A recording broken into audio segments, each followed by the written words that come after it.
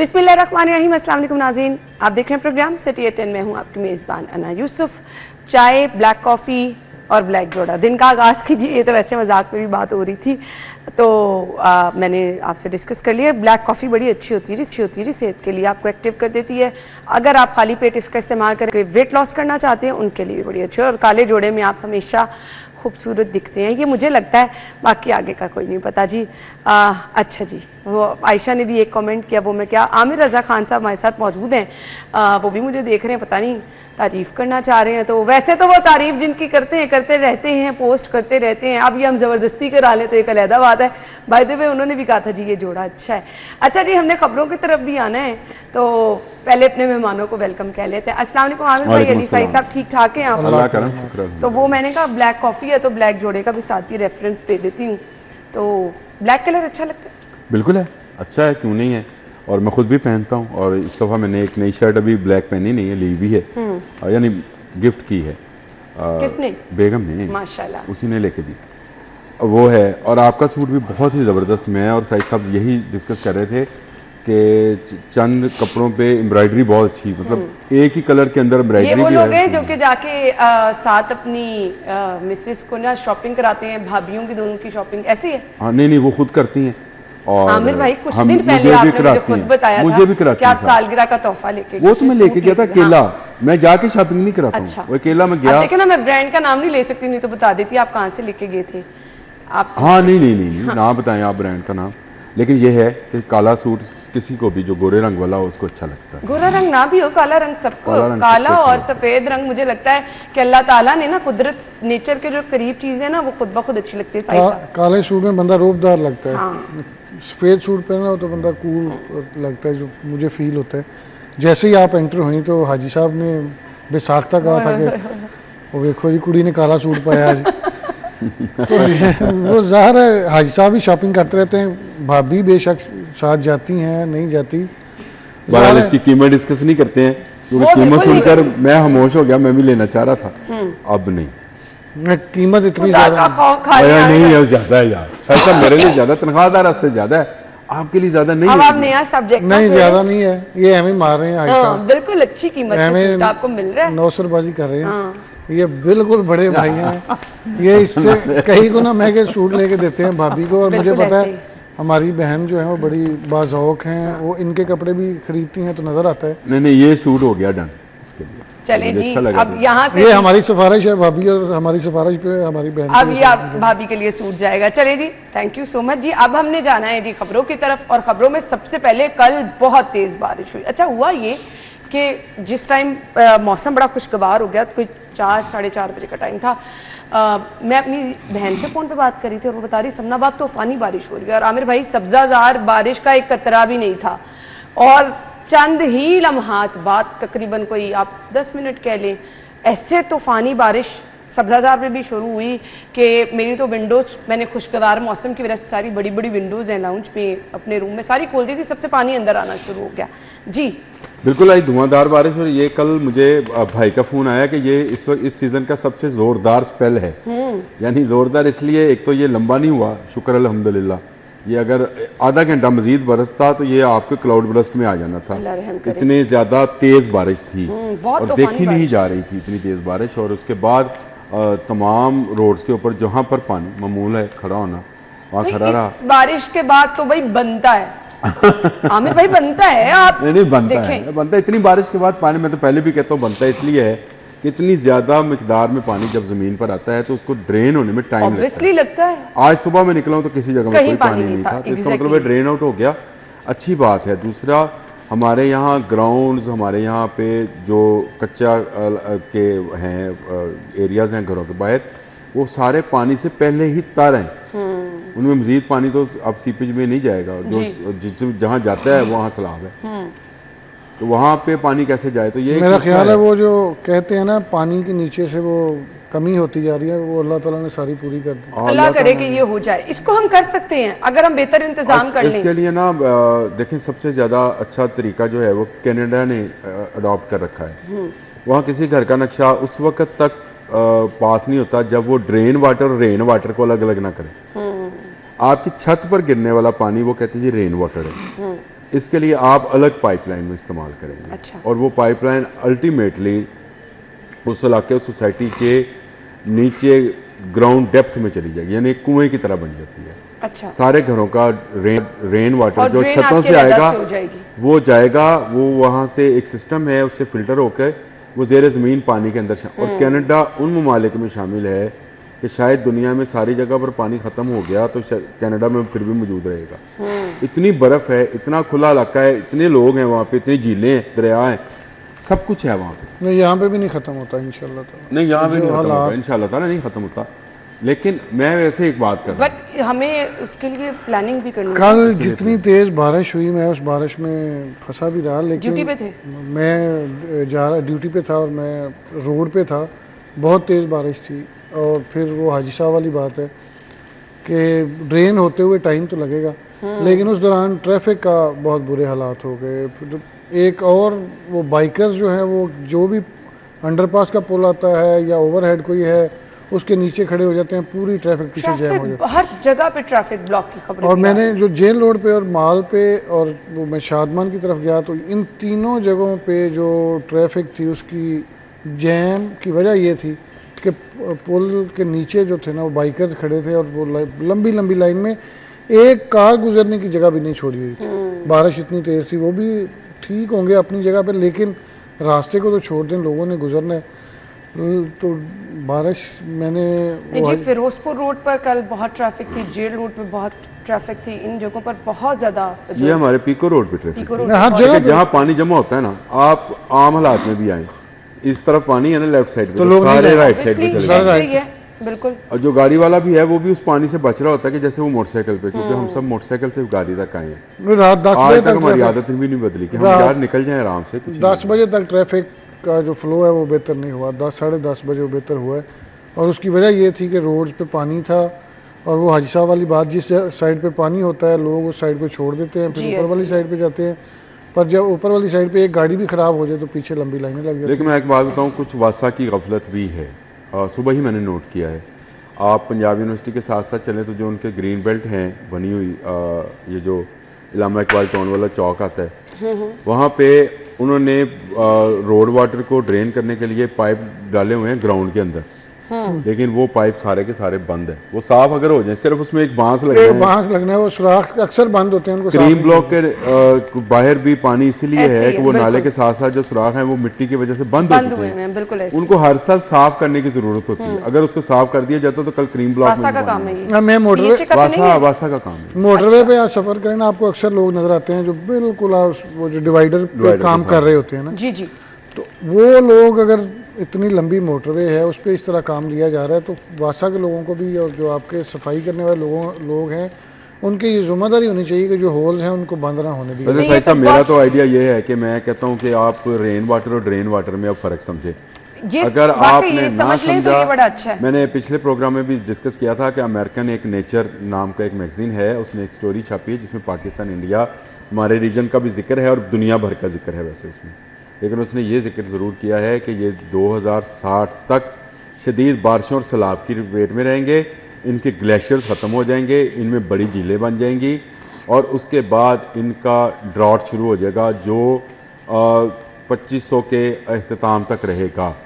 और इस ड्रॉट के लिए इनको अभी से अपने ग्राउंड वाटर लेवल को ऊपर करना पड़ेगा। तो आमिर भाई इसके तो ये लिए नक्शा बना दें, प्लानिंग कर देना, प्लानिंग की अब जो नई सोसाइटीज बन रही चले वही कर लें। मैं कहता चलें, आपने सोसाइटी का जिक्र किया तो थीम पार्क की तरफ आ जाते हैं। सैलाबी पानी की निकासी का जायजा लिया, डीसी साहब ने दौरा किया।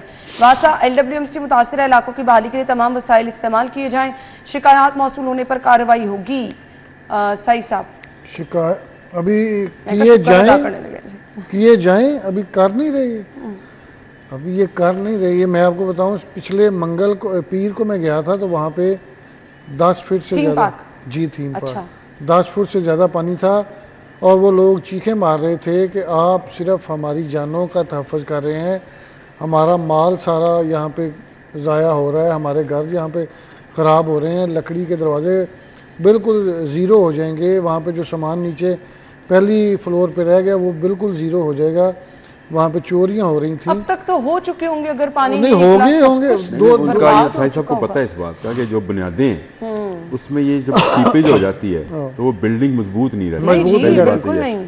दूसरा ये सैलाब का पानी है, इसको मत ये बारिश का पानी अब समझिए। ये इतना पानी ये जमीन में धसे ही धसे, ये तो हाँ, जाहिर और बात ये इतना पानी है कि आप इसकी जब ये सेम ज़्यादा इलाके हो जाते हैं ना, जब वो पानी घरों में देखे ना दीवारों में सेम आती है तो वो पूरा तो ये- साल ऐसे रहती तो है। ये इन घरों की सेम अभी अगले 10 साल नहीं ख़त्म होगी। ओहो हो। ये बात याद रखिएगा, क्योंकि जितना पानी वहाँ पे आया है उसको अगर ये ड्रेन नहीं करते, ये ज़मीन के अंदर ही जाना है उस पानी ने और इसी तरह ही खुश्क होना है, तो फिर आप समझें कि इनके अगले 10 साल इसी तरह। क्योंकि बुनियादों में पानी चला गया है तो वो नमी वाली और सूरत वो हालत लोग तो पूरा और साल वो ही रहेगी। लोग वहाँ पे सिर्फ यही कह रहे थे कि आप हमारे जो निकासी आब का कोई सिस्टम बनाएं, इस पे फोकस करें। 10-15 हज़ार की आबादी है, मैं तो खुद हैरान रह गया। वहाँ पे सब हर बंदा कह रहा था नहीं कि तो सही साहब बहुत टाइम टेकिंग प्रोसेस है जो अभी तक काम होने की नहीं प्लानिंग। हो नहीं सकता है। आप तो सैलाब का पानी 10-10 फुट वो बता तो रहा है आपको। ये बताए बार- गुजरात में, ये सैलाब के चौथे गुजरात दिन की में बात है। आप पूरे पंजाब से अच्छा मैंने मशीनरी विजिट लेकर नहीं गए किया हैं। ना, मैंने जाके देखे तो एक गुजरात में आप पूरे पंजाब की मशीनरी ले गए हैं पानी हाँ निकालने जी, के लिए, बिल्कुल अभी तक ऐसे। पानी नहीं निकाल सके वहां से। ऐसे ही। वो बारिश का पानी है, ये सैलाब का पानी है, वो इसको समझे। दरिया ऊपर है, ओहो हो 500 से नीचे ज़्यादा है। मिलीमीटर वहाँ पे बारिश हुई। पानी कहाँ निकालेंगे? दरिया में कैसे फेंकेंगे इसको? बिल्कुल सही। इसको ड्रेन आउट करना मुश्किल है। मैं ये गवर्नमेंट को पहले भी कह चुका हूँ, खुदारा ये गरीब लोग हैं, घरों में लोगों के घरों में काम करके ये धोखे में आए और ये जाली एक थीम पार्क का मालिक बना हुआ था। असल मालिकान भी होंगे, ये फ्रंटमैन था खुशी मोहम्मद जो भी था।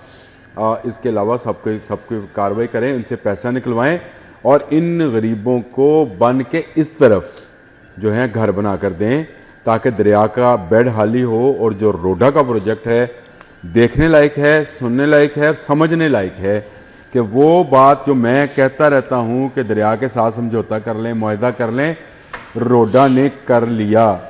रोडा ने वो 1 किलोमीटर का जो बेड है उसको दे दिया। इसका मतलब ये है कि ये तो 2-2.25 लाख का रेला आया था, 4 का भी आएगा तो कुछ नहीं होने वाला। मसला ये है कि जो थीम पार्क है वो पता है आपको किस तरह है। फिरोजपुर रोड से मुल्तान रोड से जाएं तो इस तरह एक ढलान है और वो रावी बिल्कुल इस तरह से, वो बिल्कुल ऐसे स्लोप की तरह बना टोए च बनाता टोए च उन्हें जिथों बना- रेत कटदे सी ना, मैंने आपको उत्थे ही उन्होंने theme मैंने park आपको बना पिछले लिया। प्रोग्राम में भी बताया था कि वहाँ के रहायशी कहते थे कि अगर यहाँ पे ज़्यादा बारिश हो जाती थी तो 8-8 10-10 दिन पानी यहाँ पे ख़त्म ही नहीं होता, क्योंकि ज़मीन ने ही पानी लेना है, तो जमीन के साथ रहा है ज़मीन के साथ रहा है। वो बिल्कुल पहले ऐसे ही। नीचे और से आम दिनों में ये सूरत हाल और है रेत है इसके नीचे सारी। और ये तो सैलाबी सूरत हाल है जी। यानी लोग अब जल्दी उस तरफ जा नहीं सकते अपने घरों की। बहरहाल हम तो दरख्वास्त ही कर सकते वो हैं गरीबों हुकूमत का- से कि इन गरीबों को अलग से कोई आप फ्लैट्स बना दें, कोई अपना घर स्कीम के अंदर घर दे दें। कब तक ये स्कूलों में टेंटों में रहेंगे? अब इसमें क्योंकि उनके घर अगले 2-3 माह तक नहीं सूखेंगे। सर्दी की बारिश आ जाएगी इतनी देर में में। आगे सर्दियाँ आ जानी है, सर्दियों में पानी वैसे dry पानी नहीं, हाँ, dry खुश्क होना जी ही ये तो वक्त और की अहम दीवारें भी जरूरत खुश्क है, नहीं इस होनी, पे सामान भी लाजमी खुश्क कुछ नहीं करना चाहिए हुकूमत को, कोई ऑल्टरनेट प्लान इसका लाजमी। आगे सारी जिंदगी की उनकी जमा पूंजी तो और वहाँ तबाह पे हो वो मुझे बंदा भी मिला, वो जो खंबे पे चढ़ा था, कुछ 3 हफ्ते पहले की अच्छा। बात है। तो उसको मैंने कहा कि भाई वो वहाँ पे क्यों चढ़े थे? उसने कहा जी घरेलू मुश्किलात थी, परेशानियाँ थी, कर्जा था। तो मैंने कहा अब, उसने कहा मेरा घर यहाँ पे डूब गया पानी में। तो घर जब डूब गया, उसने कहा जो थोड़ा बहुत सामान था वो भी सारा ज़ाया हो गया। तो मैंने कहा अब खंबे पे चढ़ना है। सब जाया हो गया, जो अनाज होगा, जो उनके- जाहिरी मतलब बात है उनकी घर हर में चीज़- फर्नीचर हर हर चीज चीज़ तबाह। सोचे तो सही कि ये कौन लोग हैं बेचारे। नहीं अब दोबारा बहाली के लिए बहुत टाइम चाहिए। यहाँ घर इनको बना- बहाल ना करें, ये तो राह की जगह है। मैं वही तो ये कह रही रोडा को हूँ। दे चले दें आप। आमिर भाई, अगर ये घर बना भी देते हैं तो उनको पूरी दोबारा घर खाली तो नहीं ना चाहिए होता। घर बनाने में सामान अंदर है ना, वो रखना। बिल्कुल जहाँ पे हम लोग खड़े थे उससे तकरीबन 20 मीटर आगे जाएं तो कम से कम 15 फीट का फर्क था। वो इतनी गहराई में वो नहीं उस society तरफ तो अब दोबारा जाना अब भी गरीब बेवकूफ़ी है। गरीब आदमी ने वो घर बनाया, वो जगह ली, जैसे भी उसने औखे सौखे हो गए, पैसे इकट्ठे किए। 2-2 मंजिल डूबी हुई थी। दो बिल्कुल मंजिल। बस साहब, वो अल्लाह ताला कश्ती- रहम करे। वो जो रेस्क्यू की कश्ती गुजर रही थी तो वो लोग छतें बता रहे दिखा थे रही कि ये हो सकता है जहाँ से हम गुजरे हैं नीचे छतें हों। ओहो हो। इतनी, हाँ बिल्कुल इतना सही कह रहे हैं। यानी ये सूरत हाल थी। चले ब्रेक ले लेते हैं जी, ब्रेक के बाद आते हैं अगली खबर की तरफ, हमारे साथ रहिए।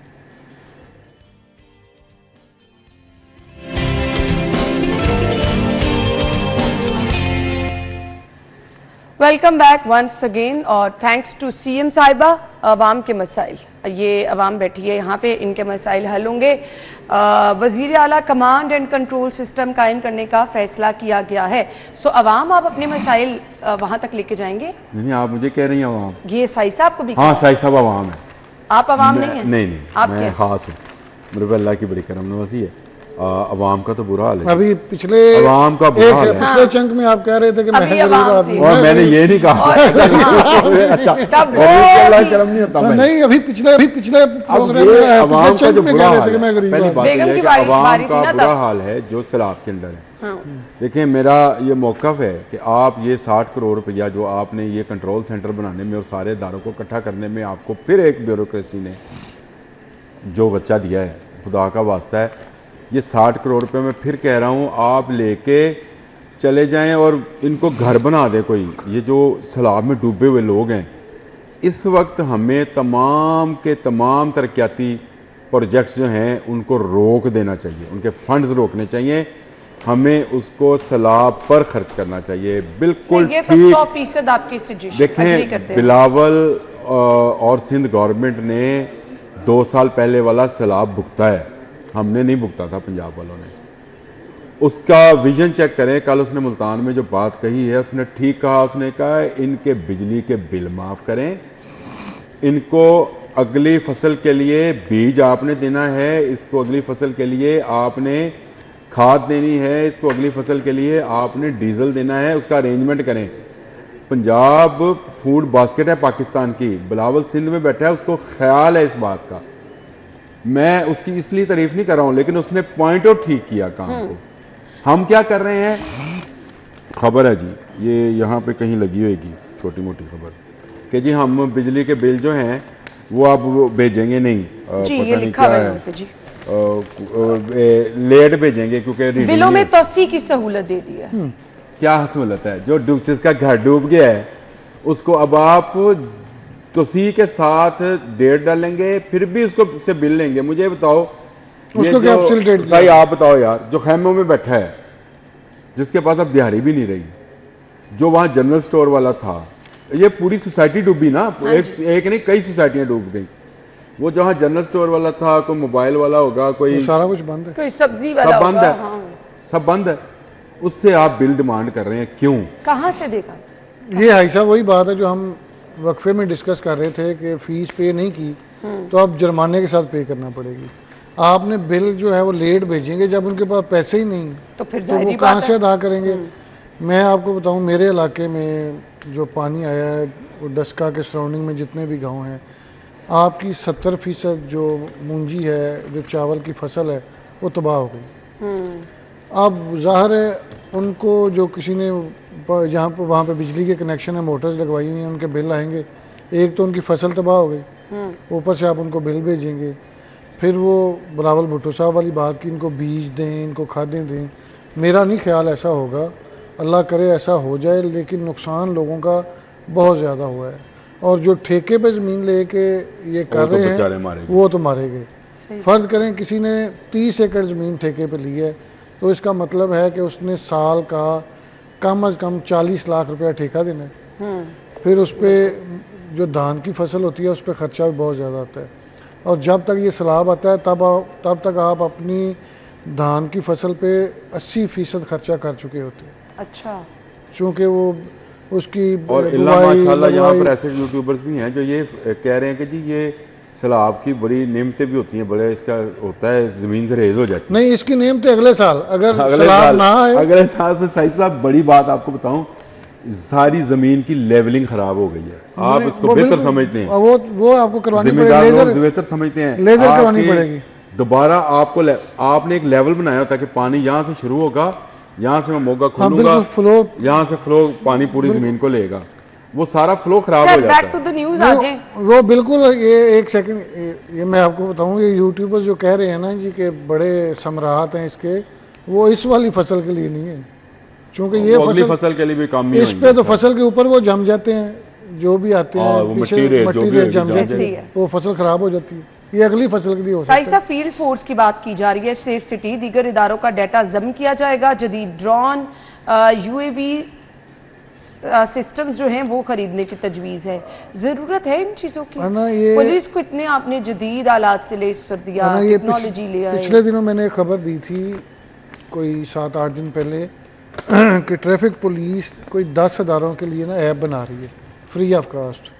उस ऐप के ज़रिए उसके इस तरह समरात आने शुरू हो गए कि अब तक 3 लोगों की मुझे सिफारिश आ चुकी है कि हमारी गाड़ी टोकन टैक्स ना देंदा है और हमें ट्रैफिक पुलिस ने रोका हुआ है। अच्छा, एक ऐप बनाने यानी वो ये है कि कल भी मेरी बात हो रही थी डीजी एक्साइज से, तो उनका कहना था यार ठीक है आपके पास एक ऐप हो उसमें सारा डाटा आ जाए, कितनी ई चलान ना दहिंदा हैं, कितने इसके टोकन टैक्स नहीं दिए गए, कौन सी गाड़ी पे FIR है, ये सारा डाटा आ जाना चाहिए एक ऐप में।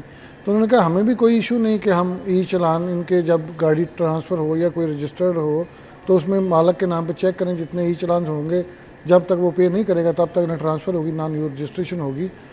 कमांड सेंटर बनना चाहिए, ये सारा कुछ होना चाहिए। लेकिन वो जो DIG वकास नज़ीर साहब इसको बना रहे थे, मैंने उनको कहा कि आप इतना स्ट्रेंथन कर रहे हैं अपनी सारी फोर्सेस को कि आप एक ऐप के अंदर 11 या 12 अदारे रख रहे हैं, आप पब्लिक के लिए भी तो कोई नंबर दें ना, कि हमें भी तो कोई शिकायत है ना।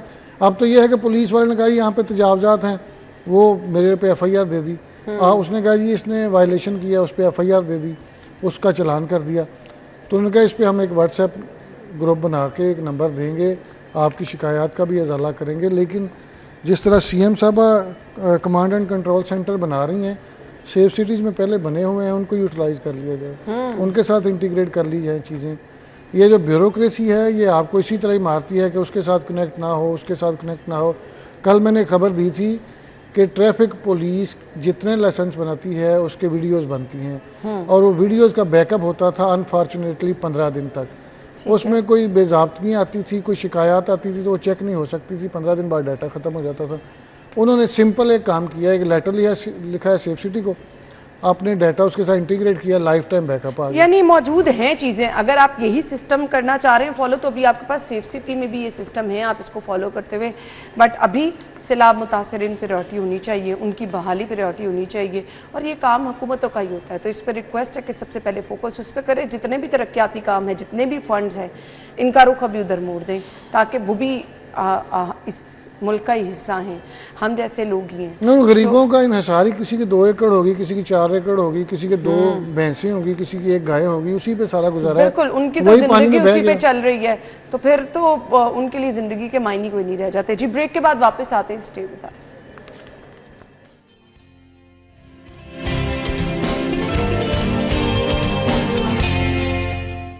Welcome back once again. मरीजों को मुश्किलात हैं, जनरल अस्पताल से खबर यह है CT स्कैन फिल्में नायाब हैं। सो अगर CT स्कैन की फिल्में नायाब है तो इट मीन्स कि CT स्कैन वहाँ पर किसी भी मरीज़ की नहीं हो रही है। बाय द वे कुछ 4-5 दिन से मैंने भी एक पेशेंट के लिए टाइम ले रखा था। थैंक्स टू वहाँ के जो सीनियर डॉक्टर्स हैं जी, वो थोड़ी सी हेल्प कर देते हैं। किसी ने कैंसर के लास्ट स्टेज की एक मरीज़ा हैं और उन्होंने रिक्वेस्ट ये की कि मरीज़ जाके लाइनों में नहीं लग सकते, तो इसके लिए उन्होंने कहा जी हेल्प कर दें थोड़ी सी, तो आप हमें ना CT स्कैन का टाइम। और अब रीज़न पता चली है, 2 दिन से डिले हो रहा है, तो मुझे रीज़न नहीं पता थी, अब ये रीज़न आज सामने आई है जाहिद चौधरी साहब की खबर में। जी पुराना मसला है और तमाम हॉस्पिटल्स का है, क्रॉनिक मसला है, ये लफ्ज़ भी सही बोल दिया। नहीं तो ये पुराना मसला हर अस्पताल में, लेकिन हर हॉस्पिटल में। अच्छा। ये आप, मैं म्यू हॉस्पिटल में था जब एडमिट था, इनके वाला साहब भी वहीं पे थे, तो हम एक्सरे कराने जाते थे तो वो कहता था कि आप मोबाइल पे तस्वीर ले लें, फिल्म नहीं थी। अच्छा, मोबाइल पे तस्वीर लेते थे, डॉक्टर वो देखते थे। देखिए बड़ा आसान हल था इसका, इससे आसान हल आपको मिलेगा नहीं। आप एक मरीज़, सरकारी मरीज़ को रजिस्टर करते हैं, उसको एक नंबर देते हैं, आप उसका नाम और उसका नंबर देते हैं। एक तो तजावीज़ बहुत हैं आपके पास, आप नाम हल बता रहा हूँ, आपको फिल्म की ज़रूरत ही नहीं थी। आपको तो एक कंप्यूटराइज सिस्टम बनाना था। उसने एक्सरे कराया, उसके नंबर पे जहां बैठ के आपका डॉक्टर देखना चाहे वो अपनी स्क्रीन पर उसको सारा खोल के देख ले। बाहर से कहीं से होकर आए हैं वो भाईजान, फिल्म यहाँ होएगी पे क्या? अमेरिका कनाडा से होकर आ गए ख्वाबों में? होगी तो प्रॉपर सारी चीजें नहीं, CT स्कैन जो है वो कंप्यूटराइज्ड ही होता है, कंप्यूटराइज्ड ही होता है उसकी अगर ये आप जो सिस्टम सारा बता रही है ना, मेरी सिस्टर ऑस्ट्रेलिया में होती है, वो बताती हैं कि ईमेल आ जाती है, नहीं ब्लड टेस्ट कराए हैं आपके डॉक्टर के पास, खुद ब खुद आपकी मतलब रिपोर्ट चली जाएगी और वो खोल लेंगे। इसका मतलब है कि जहां चोरी सारी खबर मिलते हैं भाई सुन लो जाहिद चौधरी गल ते खबर दी गल करे अल्लाह अकबर ते जो हम मर्जी नहीं ये करो। जिसारत कर सकते सर, ये आप ही कर सकते हैं। नहीं लेकिन मैं आपको इसका हल बता रहा हूँ। हम बहुत ज़्यादा पैसा खर्च करते हैं, उसके बावजूद हम सारी बातों पे नहीं जाते। आप एक एक हॉस्पिटल को कर लेंगे। आप कह रहे हैं फिल्में भी बच जाएंगी, सब कुछ बच आप जाएगा। मैं कह रहा हूँ आपका कितना पैसा, आपका कितना जो फिर है आपको सिस्टम पूरे में बेहतरी लेकर आनी होगी ना। बाहर के मुल्कों के मैं जिनकी आपसे आप ये कह रहा मिसालें हूं। दे रहे सुन लें, मैं हैं, आपसे कोई कह रहा दूसरा हूं, डॉक्टर नहीं देख सकता मरीज को। आप एक एक हॉस्पिटल को बारी बारी, जो टीचिंग हॉस्पिटल है यहाँ से शुरू हो, लेट से आप जनरल हॉस्पिटल की खबर है यहीं को इसी को ले ले। आप कह जी मैंने इसका सिस्टम कंप्यूटराइज करना है, सीटी स्कैन का रिपोर्ट सामने कंप्यूटर पे चलेगी, जो डॉक्टर बैठा होगा उसकी स्क्रीन। आप एक हॉस्पिटल को लेना, पूरे पंजाब में कोई पास हजारों हॉस्पिटल ऐसा रख दें जो मरीज के नाम से जाए, नंबर मरीज, देते हाँ। हैं, जारी करते हैं लिस्ट, वो नंबर डाले, उसकी पिछली रिपोर्ट्स, उसकी अद्वियात, वो सारी चीज़ें जो है उसकी कंप्यूटर स्क्रीन पर खुल जाएं। पेपरलेस भी हो जाएगा काम, और आपके ये फिल्में भी आपकी नहीं होंगी। और लोग इस तरह से अपने, जिसके पास नहीं है एंड्रॉयड फ़ोन, वो कैसे तस्वीर लेगा? अब वो तो कहते हैं जी कि आपके पास एंड्रॉयड मसला यहाँ तक नहीं ना है, कभी फिल्में नहीं है, कभी कॉन्ट्रास्ट इंजेक्शन नहीं है, फिर इंजेक्शन के लिए क्या मैं आपको सहूलत देंगे? नहीं, फिर जब मशीन के टेक्नीशियन जब आपके पास एक मसला आए, आप उस एक मसले का हल हमारे चले, पास अगर थैंक यू मौजूद जी, है। आपने हल बता दिया। लेकिन यहाँ पे हर 10 दिन बाद मशीन भी खराब होकर दरवाजे को ताले लग मशीन जाते खराब होना कोई बात हाँ, नहीं, ये मशीन जितनी खराब मर्जी होना। सख्ती कर ले, मोहसिन नकवी साहब ने बड़ी सख्ती की थी। हाजी साहब भी उसी हॉस्पिटल में थे, मेरे वालिद साहब भी उसी हॉस्पिटल में थे। मैं वहाँ पे 4-5 दिन रहा, वहाँ पे कंट्रास्ट इंजेक्शन नहीं मिल रहा था। मैं बाहर से लेके आया 11,000 का, ठीक है। हालांकि हाजी साहब को भी पता है, मुझे भी पता है, हमें वो सारे लोग जानते थे। ऐसे ही है, ऐसे ही वो सारे लोग हमें जानते थे, लेकिन इसके बावजूद चूँकि हमने करवाना था तो हम लेके आए। ये सीएम साहबा या वज़ीर हेल्थ जितनी मर्ज़ी सख्ती कर लें, ये चीज़ें इस तरह कबाहतें चलती रहनी है, ये ख़त्म नहीं हो सकती। उसकी वजूहत ये हैं कि हाजी साहब ने वो आपने वहाँ पे सीटी स्कैन या MRI कुछ करवाया था, वहाँ पे इन्होंने देखा होगा कि क्या हालात थे। वहाँ पे इसीलिए तो मैं कह रहा हूँ इंतहाई बुरे हालात थे। चूँकि अब पेशेंट इतने होते हैं, तादाद इतनी ज़्यादा, मशीन क्या करे भाई? मशीन की भी तो एक लिमिट होगी ना कि 100, 200, 400। वहाँ पे तो लाइनें इस तरह लगी होती हैं जैसे दरबार पे आप लंगर लेने आए हैं। तो वो सारी सिचुएशन, बिल्कुल हाई साहब की बात ठीक है कि फिल्में ना यूटिलाइज करें, आप वो तस्वीर ले लें, आप वो जो डॉक्टर के कमेंट्स हैं वो ले लें, लेकिन मसला ये है कि मशीन आप बढ़ाएं ना, वहाँ पे आप पेशेंट देखें। इस बात पे तो फोकस ही नहीं ना करते। एक मशीन लगा दीजिए, आप कल आ जाएं। लोगों के पास 2-2 माह का टाइम देते हैं। ऐसे ही है। कंप्यूटराइज कर लेना काम को, तो मेरा ख्याल है ये पेपरलेस आसानी होकर हो ज़्यादा आसानी हो जाएगी। नहीं, वो बिल्कुल आसान नहीं अच्छा, कंप्यूटराइज से आपने मुझे याद कराया ना, हम जमात की कंप्यूटर की किताब में माउस को चूहा लिखने पर तो और क्या चिपकली हुआ? लिखते। क्या लिखते हैं उसको? तर्जमा क्या है माउस का? ये कंप्यूटर वाले माउस माउस का तर्जमा अच्छा ये माउस है क्या, आपको पता है? जेब छुपाया। मोबाइल हाँ मैं लेके आया उसको। ये माउस है जी, वाह लो। ये माउस है। इसको माउस क्यों कहते हैं? 1964 में जब डगलस ने, एक साइंटिस्ट थे, उन्होंने इसको इजाद किया था, तो उनके जो टीममेट थे, जो उनके जरा इनका सोलो फ्रेम टीम वाले थे, उन्होंने इसकी शक्ल देखकर, इसकी तार और इसकी दुम देखकर इसको मजाकन माउस कहा, चूहा। क्या कहा? माउस कहा, चूहा कहा। इस चूहे को लेकर डगलस ने कहा कि अब चूहा है तो चूहा ही सही, माउस है तो माउस। उन्होंने अंग्रेजी में कहा होगा ये लफ्ज, लिहाजा उसने कहा कि इसको अब मैं इसका नाम ही चूहा रखने लगना। अच्छा, उसने माउस कहा, लेकिन उर्दू में तो अगर यार इंग्लिश में कह रहे हैं तो वो ठीक है। हमारा साइंटिस्ट होता तो उसने चूहा ही कहना सी, बल्कि पंजाबी होता तो चूहा कहना सी। अब उसने माउस इसका नाम रख दिया। हमारे यहाँ मसला ये है कि हमारे जो मुहक्किकीन हैं लाहौर बोर्ड के, वो जब तर्जमा करते हैं तो AI से करवाते हैं। अच्छा, ये जितनी किताबें अब छपकर सच सामने आया क्यों हुआ ये? आप इसको अपनी अंग्रेजी की किताबों को AI पे डाल के तर्जमा करके, तर्जमे वाले को जो पैसे देते हैं उसमें से कमीशन खाते हैं, अलग कहानी है, वो स्टोरी अलग है, वो उसको छोड़ दें। इस चूहे, असल कहानी सामने आ गई कि इस चूहे को चूहा कहा गया। नहीं, इसका ना अब इंक्वायरी किस बात की करें, मुझे ये समझ नहीं आई। माउस की उर्दू क्या है? किसी लाहौर बोर्ड के बंदे को बुलाकर पूछे यार इसकी उर्दू क्या है। क्योंकि वहाँ पे तो सारे पढ़े लिखे लोग हैं ना। हाँ, हम तो नहीं हैं। एजुकेशन बोर्ड में हैं तो चलें अभी सिर्फ इंक्वायरी तर्जुमा देखें पूछें। कौन सा रुख इख्तियार करती है, नहीं। जरा इंक्वायरी पे भी नजर हाँ ये रखें। बताए ना माउस को छिपकली लिखें। नहीं, निकरा ही नहीं। हमारे पास वक्त खत्म हो चुका है। Thank you so much. हम ब्रेक और हेडलाइंस के बाद आएंगे।